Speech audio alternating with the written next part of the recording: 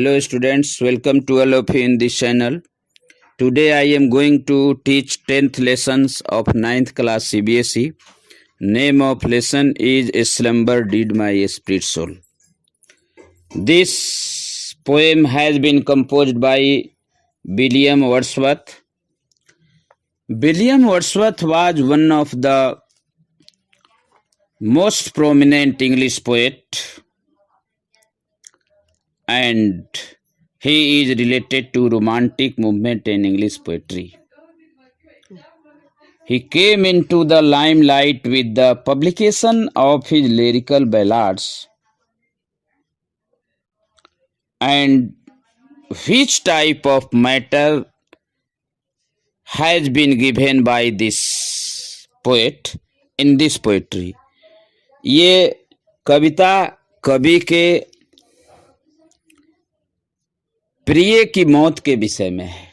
कवि की प्रेमिका थी जिसका नाम लूसी था, वो मर जाती है। इसमें कवि जो है बहुत दुखित होता है और परेशान हो जाता है।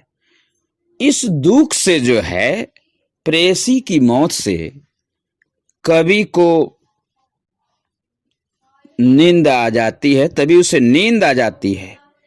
यानी मैं कह सकता हूं कि नींद पर जो है उसको ताला लग गया है।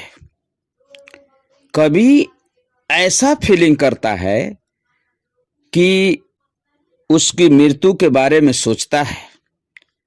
अब जो कुछ महसूस नहीं कर रही है, वह सोचता है कि लूसी तो मरकर अब प्रकृति का, नेचर का एक पार्ट बन गई है। वह पेड़ और पत्थर की तरह घूम रही है।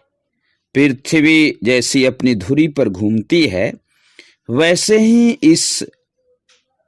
इसके नीचे जो है, चट्टानों और पत्थरों के नीचे जो है, दैनिक गति से चक्कर काट रही है। लेकिन कवि जो है इस कविता में क्या बताता है? Slumber did my spirit seal is a brief elegy on the death of girl Lucy, whose death Wordsworth had described in She Dwelt Among the Untrodden Way. अब वर्ड्सवर्थ जो है क्या डिस्क्राइब करता है?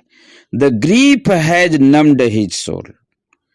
अब ये बताता है कि लूसी के डेथ पर, ये पोएट्री जो है 2 स्टेंजा में लिखा हुआ है। Slumber did my spirit soul, I had no human fears. She seemed a thing that she could not feel that touch of earthy years. कभी कह रहा है कि स्लम्बर मतलब होता है स्लीप, नींद, और स्पिरिट मतलब होता है माइंड, और सील माने बंद कर देना।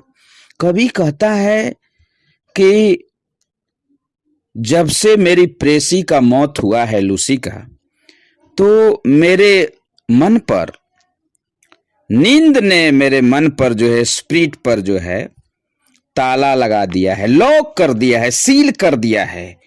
लेकिन कभी कह रहा है कि I had no human fears, मेरे पास जो है कोई मानवीय डर नहीं रहा है, डर नहीं है।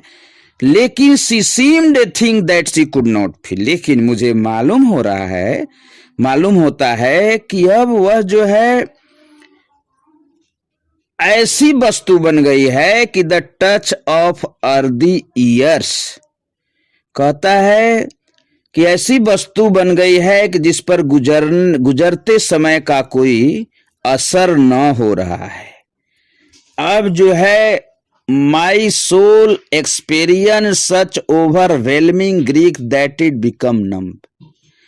Poet is saying here, I had no fear which human being usually feel. तो मेरे पास कोई ह्यूमन फियर नहीं है जो ह्यूमन बीइंग जो है संभवतः महसूस करता है। लूसी जो है had died and gone far beyond that touch of time.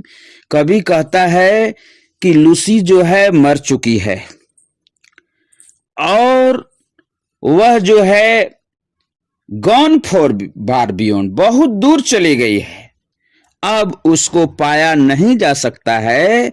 But in second stanza poet is stating here, no motion has she now no force, She neither hears nor sees, rolled round in earth, diurnal course with rocks and stones and tree. कभी कहता है कि अब जो है no motion has she now, अब मेरी प्रेयसी के पास, लूसी के पास जो है कोई मोशन नहीं है, न वह हिल सकती है न डुल सकती है।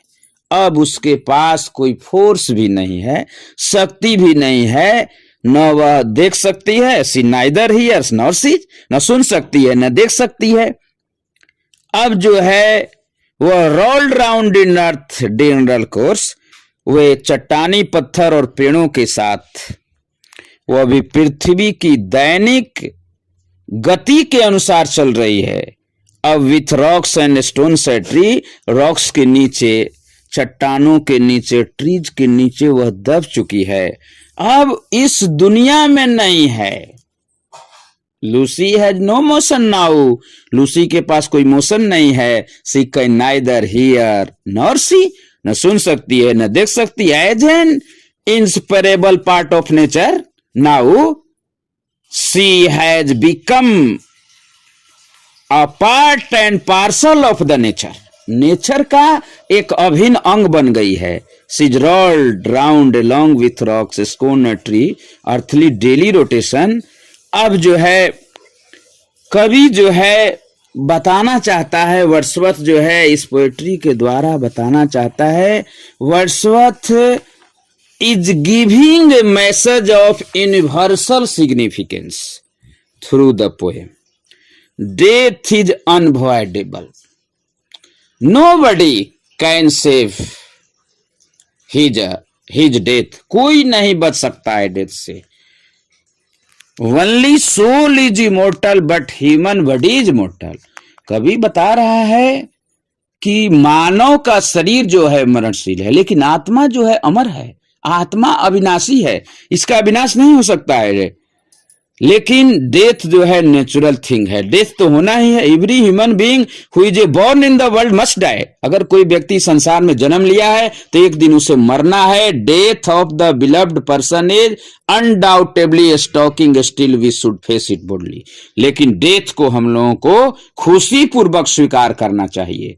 One who dies and is buried in the grave, कहता है अगर कोई मर जाता है और गड़ जाता है, कब्र बन जाता है, तो ये जो है एक integral part of nature, nature का एक अभिन्न अंग बन जाता है।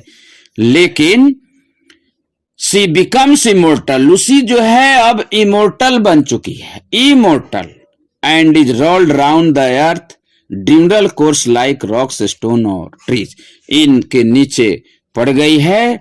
लेकिन जो है उसके मर जाने के बाद जो है नींद ने मेरे मन पर, स्पिरिट पर जो है, स्पिरिट पर ताला लगा दिया है, लॉक कर दिया है। अब कवि जो है बार बार अपने प्रेयसी की याद कर रहा है कि जब जिंदा थी तो किस प्रकार का जो है मैं उसके साथ बातचीत करता था, क्या तौर तरीके थे उसके, लेकिन अब तो इस दुनिया में नहीं है, उसके दुख से दुखित है।